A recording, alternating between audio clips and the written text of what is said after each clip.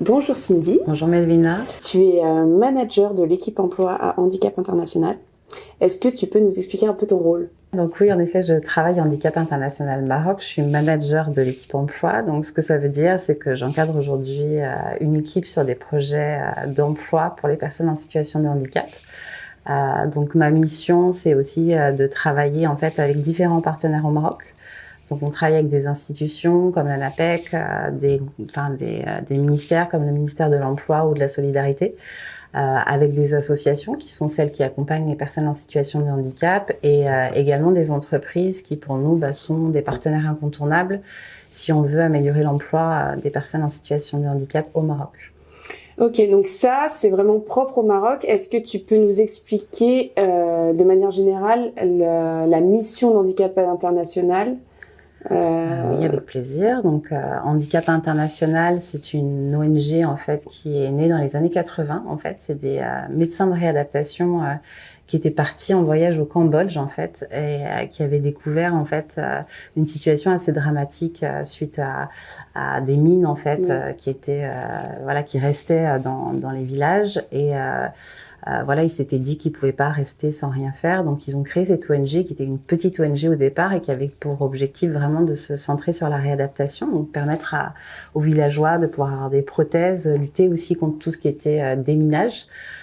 Donc Handicap International est vraiment né de cette ambition et c'est très rapidement développé, malheureusement je dirais parce qu'il y avait beaucoup de besoins dans le monde. Donc la mission principale de Handicap International au départ était plutôt sur de l'urgence en fait, ou post-guerre, donc pour cette mission de déminage et de réadaptation. Beaucoup d'interventions aussi suite à des séismes comme aujourd'hui par exemple au Maroc ou dans d'autres pays ou également suite à des catastrophes naturelles. Donc toujours avec cette mission humanitaire d'aider la population la plus vulnérable dont les personnes en situation de handicap et de les aider à trouver une réadaptation la plus adéquate possible dans le pays où ils sont et petit à petit en fait Handicap International s'est développé. Les pays sont passés post-crise et qu'à un moment donné, il fallait aussi appuyer ces pays en termes de développement. Et il n'y avait pas, à l'époque en tout cas, d'ONG qui travaillait sur la question des personnes en situation de handicap. Donc l'ONG s'est positionnée en fait sur l'appui à cette population, donc réadaptation comme je t'ai dit au départ, et petit à petit aussi sur d'autres dimensions, donc l'école, que l'école puisse être inclusive pour les enfants, tout ce qui pouvait être aussi l'accès aux droits, donc tout ce qui pouvait être plaidoyer dans certains pays pour améliorer les politiques en faveur des personnes en situation de handicap. Et puis petit à petit, on est arrivé sur, on va dire, la dernière dimension qui est l'accès à l'emploi. Donc je dirais qu'Handicap International, ça fait à peu près depuis 2015, en tout cas au Maroc, qu'on travaille sur cette dimension emploi. Et au Maroc, on est là depuis les années 90. Donc toujours pareil, un peu dans cette même dimension, donc pas post-urgence, puisque c'est un pays stable, mais plutôt avec une mission de développement axée sur la réadaptation, le soutien à la société civile aussi, qui sont des acteurs très importants pour l'accompagnement du public en situation de handicap. Et puis, tout ce qui est éducation inclusive, formation et emploi. Donc, c'est vraiment les dimensions sur lesquelles on a travaillé au niveau du Maroc. Ok. Donc, tu nous as expliqué que handicap couvre vraiment un large spectre. Est-ce que au Maroc, il y a certaines particularités? Alors oui, en effet, au Maroc aujourd'hui, on est quand même dans un pays qui est en plein développement social et économique.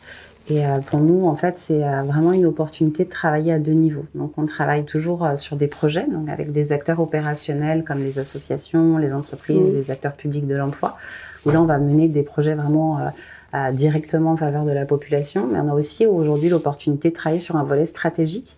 On a des assistances techniques aujourd'hui au niveau du ministère de l'Emploi qui nous permettent de questionner en tout cas le gouvernement et en même temps lui aussi est partie prenante de cette démarche et nous sollicite aujourd'hui pour pouvoir influencer ces politiques publiques et d'avoir vraiment un cadre juridique mais aussi des actions vraiment concrètes qui favorisent l'accès aux droits des personnes en situation de handicap. Donc on a vraiment ces deux opportunités aujourd'hui de travail. Et moi, je travaille au Maroc depuis fin 2018, ça fait 5 ans, et j'ai vraiment vu l'évolution en fait du cadre aujourd'hui. Alors la loi est toujours la même, mais on voit aujourd'hui des mesures incitatives pour les entreprises, des contrats qui évoluent et une vraie une vraie appétence aujourd'hui de vouloir travailler sur l'inclusion. C'est pas simplement un mot qui est positionné aujourd'hui par le Royaume du Maroc, il y a une vraie intention de travailler sur ce sujet-là et on est vraiment sollicité par le ministère de l'Emploi, mais aussi par d'autres institutions aujourd'hui pour faire évoluer l'accès aux droits des personnes en situation de handicap et pour qu'elles puissent accéder à l'emploi, la formation, l'école.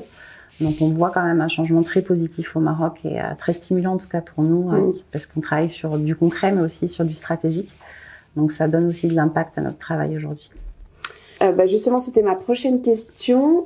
Comment Handicap International collabore donc avec les gouvernements, associations et les entreprises aussi privées, et comment ils vous permettent d'atteindre en fait vos objectifs? C'est une bonne question. Donc l'intervention est en effet différente. Je vais peut-être commencer par la société civile, en fait, ce que vous appelez l'aide à la communauté, en fait. Ouais. Donc les associations, c'est une histoire depuis le départ, depuis qu'on est là, Handicap International, et qui a évolué. Au départ, on était vraiment dans une démarche d'appui à ces associations, d'appui financier aussi au travers de bailleurs internationaux. Et aujourd'hui, on est plus dans une démarche de partenariat aujourd'hui avec ces associations qui ont grandi et de permettre à ces associations aussi d'évoluer sur leurs pratiques parce qu'elles remplaçaient la fonction de l'État pendant des années puisqu'il n'y avait rien. Et aujourd'hui, elles doivent prendre en charge toujours les personnes en situation de handicap, mais pouvoir les orienter vers les services de droit commun. Et ça, c'est une conduite du changement pour ces associations qui n'est pas toujours évidente. Donc, on les accompagne dans cette démarche-là.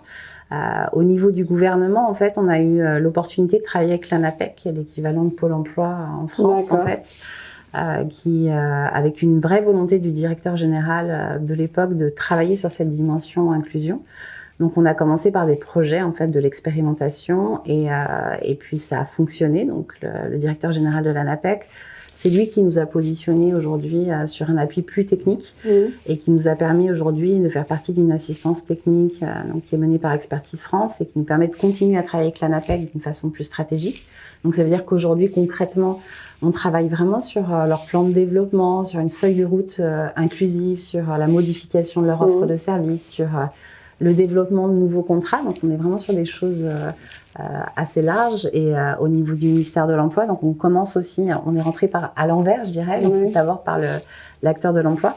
Et aujourd'hui, le ministère voit l'intérêt, donc est dans la même demande en fait d'être accompagné dans une feuille de route parce que quand on parle du handicap, finalement, tout le monde a envie de faire des choses, mais ils savent pas forcément par quel but prendre en fait la démarche. Donc nous, on apporte vraiment une démarche structurée en fait. On analyse le contexte et on travaille avec eux sur une feuille de route et on les accompagne pour que eux mettent en place des actions pour que ça puisse perdurer. Au niveau des entreprises, c'est la même démarche en fait. Donc au départ dans nos projets, c'était plus nous qui étions à la recherche d'entreprises. Et aujourd'hui, ça a un petit peu évolué. C'est les entreprises qui viennent directement nous rencontrer. Enfin, on parlera de Consort, mais ça s'est passé, c'est Consort qui nous a sollicité, pas nous qui sommes allés les chercher. Et là, c'est pareil. Donc, on est dans une démarche, en fait, de venir rencontrer l'entreprise, de faire un diagnostic. Ça veut dire de voir où elle en est, quelle est sa politique. Et vraiment de proposer des actions qui sont adaptées en fonction de ce qu'elle a à mettre en place, en fait, pour arriver à cette politique handicap. Ok. Est-ce que tu peux, du coup, nous en dire un peu plus sur le partenariat avec Consort Maroc? Alors oui, comme je te disais, c'est Consort qui avait pris contact avec nous. En fait, c'était en termes de contexte, c'était pour eux, Consort, pour vous, en fait, était dans une démarche d'un nouveau contrat. Donc, il grandissait, en fait, Consort Maroc grandissait. Et dans le cadre de ce nouveau contrat, on venait de challenger Consort Maroc justement sur la question de l'emploi des personnes en situation de handicap. Et je pense que même au niveau de Consort Group, il y avait un vrai challenge de se dire, on a envie de mener des actions sur l'ensemble des pays où on est. Et le Maroc, là, il y a l'opportunité de faire quelque chose. Donc, notre rencontre a commencé comme ça, en fait, sur une opportunité pour Consort de travailler avec nous dans le cadre de ce nouveau contrat avec un nouveau client. Et comme je te disais, en fait, on est vraiment parti sur une démarche de rencontrer, d'échanger avec Consort. de faire une démarche de diagnostic. Et comme je te l'ai dit avant l'interview, c'était assez drôle parce que en fait, Consort Maroc était persuadé en fait de partir de zéro et de ne pas avoir de personnes en situation de handicap dans l'entreprise. Et en faisant le diagnostic, on s'est rendu compte qu'il y avait des collaborateurs qui étaient là depuis un certain nombre d'années et qui étaient bien à leur place, qui avaient été bien accompagnés par Consort. Donc pour nous, ça a été une démarche assez facile de mettre en avant qu'il y avait déjà une pratique en fait chez Consort. Et c'est vrai que ce qu'on a fait ressortir, c'est qu'il y a un ADN en fait autour de la diversité. Enfin pour Consort, si on aime son métier, qu'on est motivé, en fait, on reste d'ailleurs chez Consort parce qu'on voit que les gens restent assez longtemps.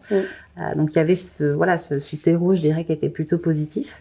Et on est venu accompagner vraiment Consort Maroc sur des démarches très ciblées en fait, donc sur le recrutement, donc comment ils pouvaient recruter, sur l'évaluation des postes de travail aussi. On a fait un travail avec l'équipe Maroc, mais aussi l'équipe au niveau du siège sur l'évaluation des aptitudes professionnelles. Qui permettait d'avoir une vision très objective en fait des postes de travail et de là où sont les aptitudes essentielles et du coup de pouvoir voir les contraintes qu'il pouvait y avoir par rapport à des personnes en situation de handicap. Donc ce qui a très bien fonctionné et aujourd'hui Consort a des nouveaux collaborateurs en situation de handicap, continue à développer sa démarche de recrutement inclusif. Ils sont toujours aujourd'hui dans une démarche proactive pour avoir des nouveaux collaborateurs. Mais comme je te l'expliquais aussi, il y a aussi aujourd'hui une vraie volonté très positive, mais aussi une certaine limite dans le recrutement, c'est que il faut aussi trouver des profils aujourd'hui qui sont adaptés aux attentes de compétences de Consort. Et au Maroc, on a encore beaucoup de chemin à faire sur la possibilité des personnes en situation de handicap d'accéder à des études. Donc on a une très petite proportion en fait de jeunes qui vont être diplômés, qui vont avoir le niveau linguistique requis. Donc il y a aussi cet enjeu d'une certaine limite, en tout cas en termes de capacité de recrutement, peut-être par rapport à d'autres pays qui sont plus développés aujourd'hui. Donc chez Consort, on a quand même une politique d'inclusion assez engagée de manière générale. Et je voulais juste préciser quelque chose, c'est que au Maroc, il n'y a pas de quota obligatoire dans les entreprises, contrairement en France. Il me semble qu'ici, donc, c'est que dans le service public où les quotas sont obligatoires. En effet, je pense que c'est important de le souligner, c'est qu'aujourd'hui, les entreprises comme Consort qui s'engagent sur la question du recrutement de personnes en situation de handicap, c'est une volonté de l'entreprise parce qu'on n'a pas d'obligation au Maroc. Il y a un cadre législatif en fait qui pose un quota de 7%, mais qui aujourd'hui est limité à la fonction publique et pas encore négocié avec les entreprises. Donc c'est une politique handicap engagée et non contrainte par des taxes comme on peut l'avoir dans d'autres pays. Oui. Ok. Donc selon toi, quelles sont les prochaines étapes pour Consort Maroc pour continuer dans cette voie ? Continuer sur la bonne dynamique dans laquelle s'est engagé Consort, donc d'être proactif aujourd'hui dans son sourcing vis-à-vis des personnes en situation de handicap, de continuer à sensibiliser ses collaborateurs et pour nous aussi, de continuer aussi à développer notre partenariat avec Consort. On accompagne l'entreprise, mais on sollicite aussi l'entreprise dans des actions au Maroc, donc on va continuer aussi à inviter Consort qui est toujours très engagé sur des actions d'accompagnement des jeunes vers l'emploi, même si c'est pas chez Consort, ou sur d'autres actions et événements qui permettent de favoriser l'inclusion et le regard qu'on peut avoir sur le handicap. Merci Cindy pour toutes ces informations et pour t'être déplacée dans nos locaux. Et on espère que donc notre partenariat durera encore longtemps. Moi également. Merci Melvina.